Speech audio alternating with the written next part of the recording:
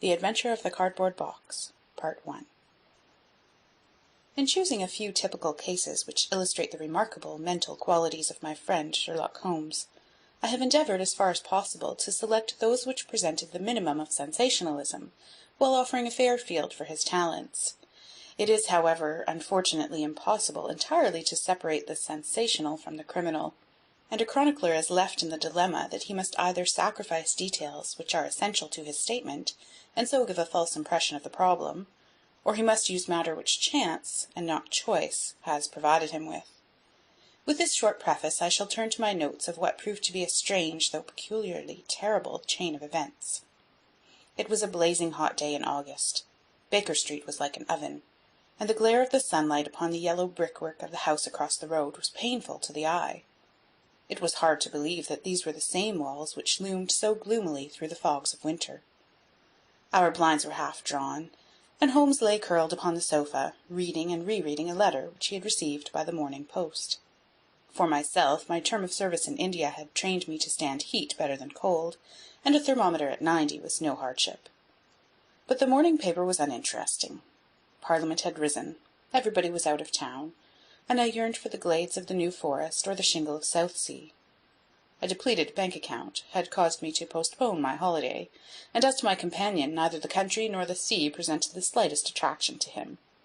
He loved to lie in the very centre of 5 millions of people, with his filaments stretching out and running through them, responsive to every little rumour or suspicion of unsolved crime. Appreciation of nature found no place among his many gifts, and his only change was when he turned his mind from the evildoer of the town to track down his brother of the country. Finding that Holmes was too absorbed for conversation, I had tossed aside the barren paper, and leaning back in my chair I fell into a brown study. Suddenly my companion's voice broke in upon my thoughts. "You are right, Watson," said he. "It does seem a most preposterous way of settling a dispute." "Most preposterous!" I exclaimed, and then suddenly realizing how he had echoed the inmost thought of my soul, I sat up in my chair and stared at him in blank amazement. "What is this, Holmes?" I cried. "This is beyond anything which I could have imagined." He laughed heartily at my perplexity. "You remember," said he, "that some little time ago, when I read you the passage in one of Poe's sketches, in which a close reasoner follows the unspoken thoughts of his companion, you were inclined to treat the matter as a mere tour de force of the author. On my remarking that I was constantly in the habit of doing the same thing, you expressed incredulity. Oh, no! Perhaps not with your tongue, my dear Watson, but certainly with your eyebrows.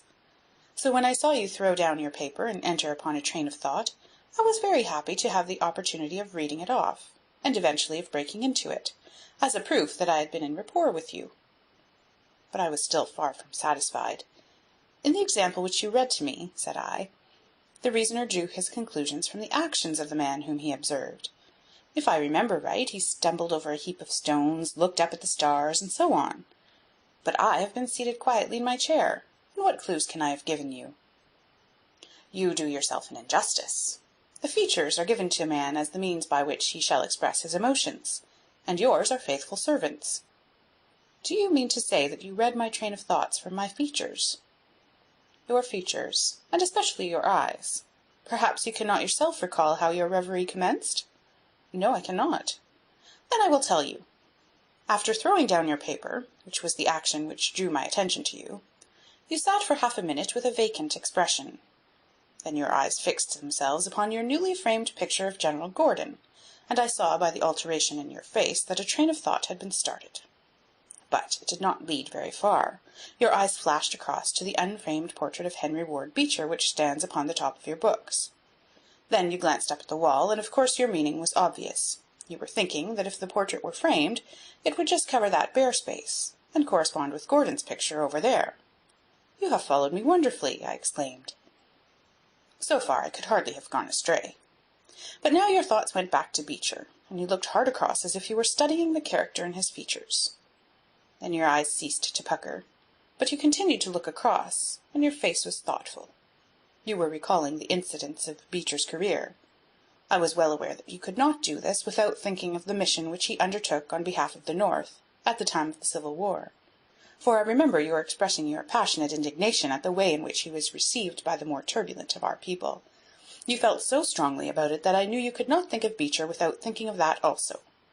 When a moment later I saw your eyes wander away from the picture, I suspected that your mind had now turned to the Civil War. And when I observed that your lips set, your eyes sparkled, and your hands clenched, I was positive that you were indeed thinking of the gallantry which was shown by both sides in that desperate struggle. But then, again, your face grew sadder. You shook your head. You were dwelling upon the sadness and horror and useless waste of life. Your hand stole towards your own old wound, and a smile quivered on your lips, which showed me that the ridiculous side of this method of settling international questions had forced itself upon your mind. At this point I agreed with you that it was preposterous, and was glad to find that all my deductions had been correct. "Absolutely," said I, "and now that you have explained it, I confess that I am as amazed as before." "It was very superficial, my dear Watson, I assure you. I should not have intruded it upon your attention, had you not shown some incredulity the other day. But I have in my hands here a little problem which may prove to be more difficult of solution than my small essay in thought-reading. Have you observed in the paper a short paragraph referring to the remarkable contents of a packet sent through the post to Miss Cushing, of Cross Street, Croydon?" "No, I saw nothing." "Ah, then you must have overlooked it. Just toss it over to me. Here it is, under the financial column. Perhaps you would be good enough to read it aloud." I picked up the paper which he had thrown back to me, and read the paragraph indicated. It was headed, "A Gruesome Packet." "Miss Susan Cushing, living at Cross Street, Croydon, has been made the victim of what must be regarded as a peculiarly revolting practical joke, unless some more sinister meaning should prove to be attached to the incident.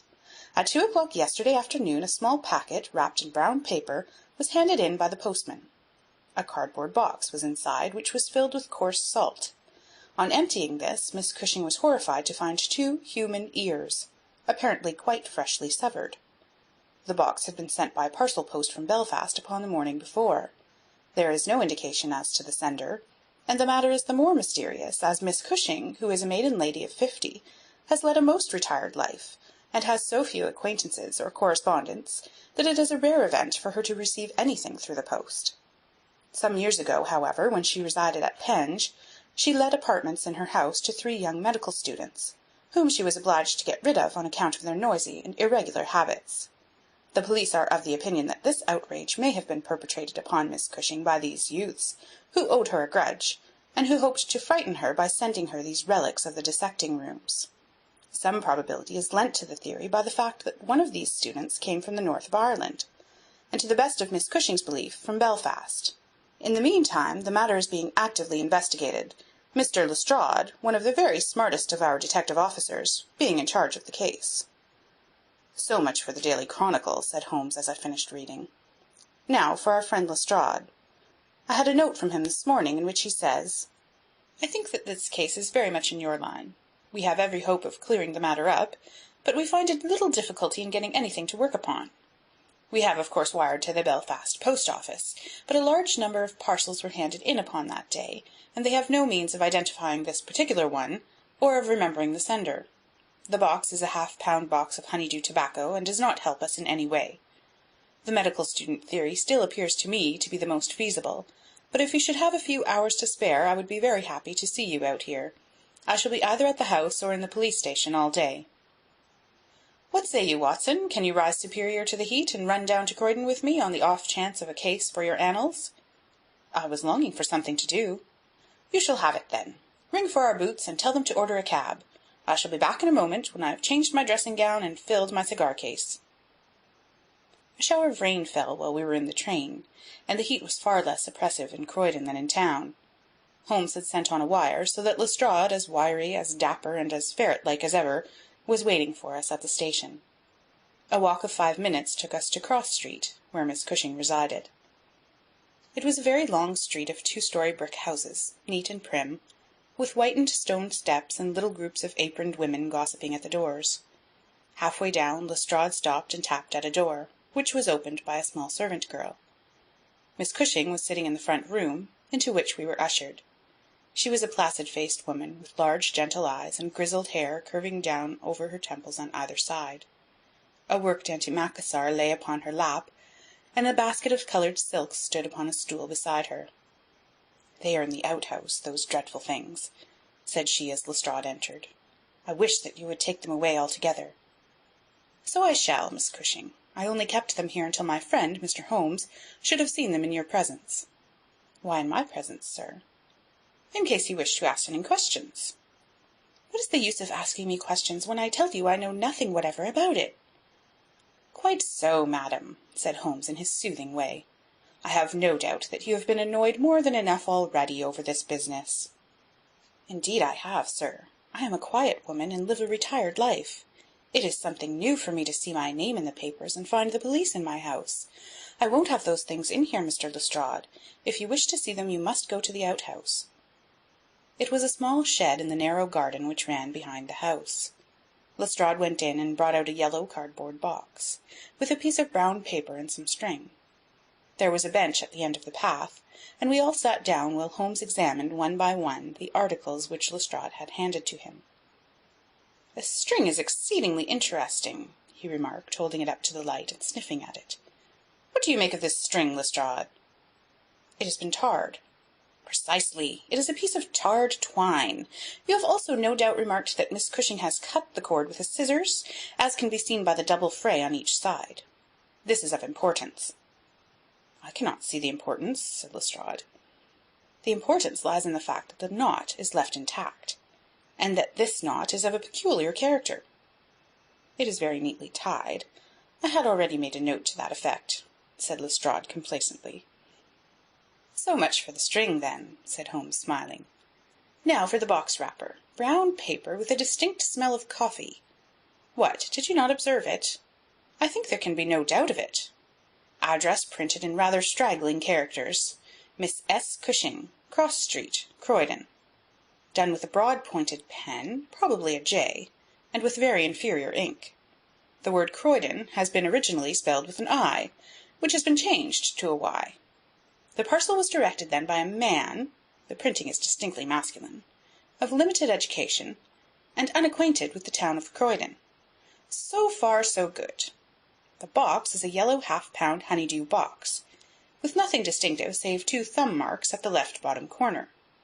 It is filled with rough salt of the quality used for preserving hides and other of the coarser commercial purposes, and embedded in it are these very singular enclosures." He took out the 2 ears as he spoke, and laying a board across his knee, he examined them minutely, while Lestrade and I, bending forward on each side of him, glanced alternately at these dreadful relics and at the thoughtful, eager face of our companion. Finally he returned them to the box once more, and sat for a while in deep meditation. "You have observed, of course," said he at last, "that the ears are not a pair." "Yes, I have noticed that. But if this were the practical joke of some students from the dissecting rooms, it would be as easy for them to send 2 odd ears as a pair." "Precisely. But this is not a practical joke." "You are sure of it?" "The presumption is strongly against it. Bodies in the dissecting rooms are injected with a preservative fluid. These ears bear no signs of this. They are fresh, too. They have been cut off with a blunt instrument, which would hardly happen if a student had done it.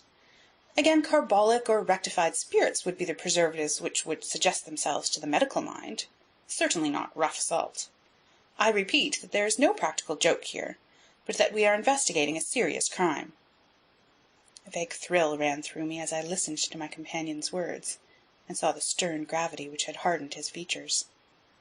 This brutal preliminary seemed to shadow forth some strange and inexplicable horror in the background. Lestrade, however, shook his head like a man who is only half convinced. "There are objections to the joke theory, no doubt," said he. "But there are much stronger reasons against the other. We know that this woman has led a most quiet and respectable life at Penge, and here for the last 20 years. She has hardly been away from her home for a day during that time. Why on earth, then, should any criminal send her the proofs of his guilt, especially as, unless she is a most consummate actress, she understands quite as little of the matter as we do?" "That is the problem which we have to solve," Holmes answered. "And for my part I shall set about it by presuming that my reasoning is correct, and that a double murder has been committed. One of these ears is a woman's, small, finely formed, and pierced for an earring. The other is a man's, sunburned, discoloured, and also pierced for an earring. These 2 people are presumably dead, or we should have heard their story before now. To-day is Friday. The packet was posted on Thursday morning. The tragedy, then, occurred on Wednesday or Tuesday, or earlier.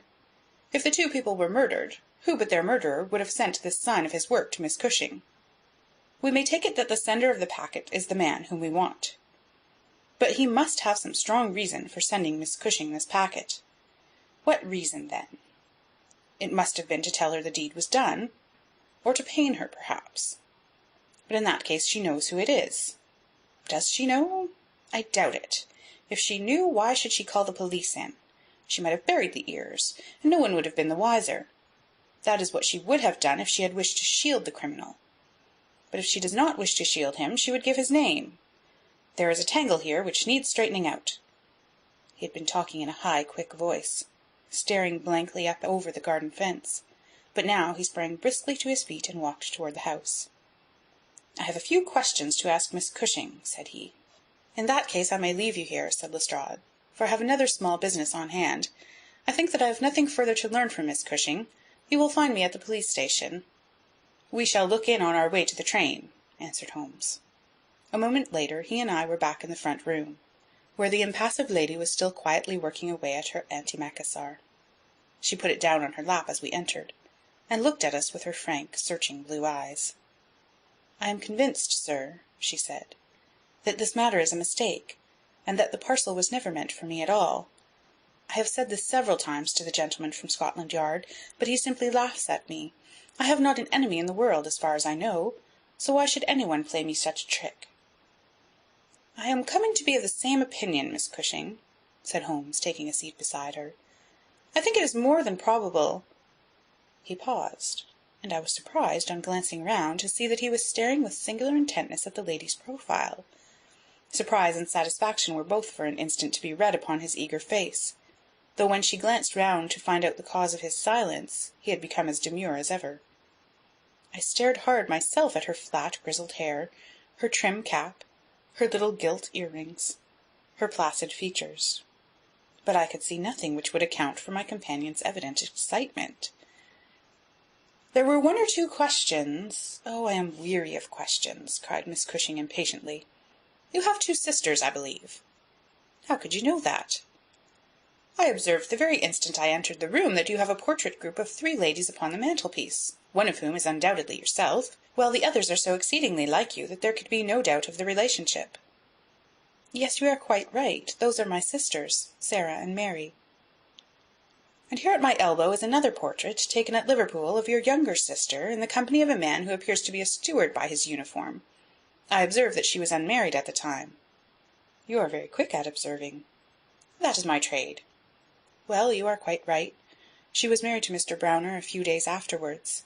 He was on the South American line when that was taken, but he was so fond of her that he couldn't abide to leave her for so long, and he got into the Liverpool and London boats."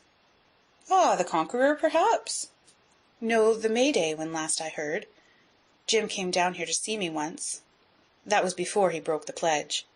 But afterwards he would always take drink when he was ashore, and a little drink would send him stark, staring mad. Ah, it was a bad day that he ever took a glass in his hand again. First he dropped me, then he quarrelled with Sarah, and now that Mary has stopped writing, we don't know how things are going with them." It was evident that Miss Cushing had come upon a subject on which she felt very deeply. Like most people who lead a lonely life, she was shy at first, but ended by becoming extremely communicative. She told us many details about her brother-in-law, the steward, and then, wandering off on the subject of her former lodgers, the medical students, she gave us a long account of their delinquencies, with their names and those of their hospitals. Holmes listened attentively to everything, throwing in a question from time to time. "About your second sister, Sarah," said he. "I wonder, since you are both maiden ladies, that you do not keep house together." "Ah, you don't know Sarah's temper, or you would wonder no more. I tried it when I came to Croydon, and we kept on until about 2 months ago, when we had to part. I don't want to say a word against my own sister, but she was always meddlesome and hard to please with Sarah." "You say that she quarrelled with your Liverpool relations?" "Yes, and they were the best of friends at one time. Why, she went up there to live in order to be near them. And now she has no word hard enough for Jim Browner. The last 6 months that she was here she would speak of nothing but his drinking and his ways, He had caught her meddling, I suspect, and given her a bit of his mind, and that was the start of it. "Thank you, Miss Cushing," said Holmes, rising and bowing. "Your sister Sarah lives, I think you said, at New Street, Wallington? Good-bye, and I am very sorry that you should have been troubled over a case with which, as you say, you have nothing whatever to do."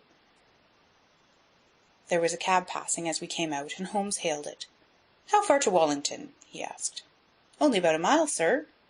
"Very good. Jump in, Watson. We must strike while the iron is hot. Simple as the case is, there have been one or two very instructive details in connection with it. Just pull up at a telegraph office as you pass, cabby." Holmes sent off a short wire, and for the rest of the drive lay back in the cab, with his hat tilted over his nose to keep the sun from his face. Our driver pulled up at a house which was not unlike the one we had just quitted. My companion ordered him to wait, and had his hand upon the knocker, when the door opened and a grave young gentleman in black, with a very shiny hat, appeared on the step. "Is Miss Cushing at home?" asked Holmes. "Miss Sarah Cushing is extremely ill," said he. "She has been suffering since yesterday from brain symptoms of great severity. As her medical adviser, I cannot possibly take the responsibility of allowing anyone to see her. I should recommend you to call again in 10 days. He drew on his gloves, closed the door, and marched off down the street. "Well, if we can't, we can't," said Holmes cheerfully. "Perhaps she could not or would not have told you much." "I did not wish her to tell me anything. I only wanted to look at her. However, I think I have got all that I want. Drive us to some decent hotel, cabby, where we may have some lunch, and afterwards we shall drop down upon friend Lestrade at the police station." We had a pleasant little meal together, during which Holmes would talk about nothing but violins, narrating with great exultation how he had purchased his own Stradivarius, which was worth at least 500 guineas, at a Jew broker's in Tottenham Court Road for 55 shillings. This led him to Paganini, and we sat for an hour over a bottle of claret while he told me anecdote after anecdote of that extraordinary man. The afternoon was far advanced, and the hot glare had softened into a mellow glow before we found ourselves at the police station. Lestrade was waiting for us at the door. "A telegram for you, Mr. Holmes," said he. "Ha! It is the answer." He tore it open, glanced his eyes over it, and crumpled it into his pocket. "That's all right," said he. "Have you found out anything?" "I have found out everything." "What?" Lestrade stared at him in amazement. "You are joking." "I was never more serious in my life. A shocking crime has been committed, and I think I have now laid bare every detail of it." "And the criminal?" Holmes scribbled a few words upon the back of one of his visiting cards, and threw it over to Lestrade. "That is the name," he said. "You cannot effect an arrest until tomorrow night at the earliest. I should prefer that you do not mention my name at all in connection with the case, as I choose to be only associated with those crimes which present some difficulty in their solution. Come on, Watson." We strode off together to the station, leaving Lestrade still staring with a delighted face at the card which Holmes had thrown him. End of The Adventure of the Cardboard Box, Part 1.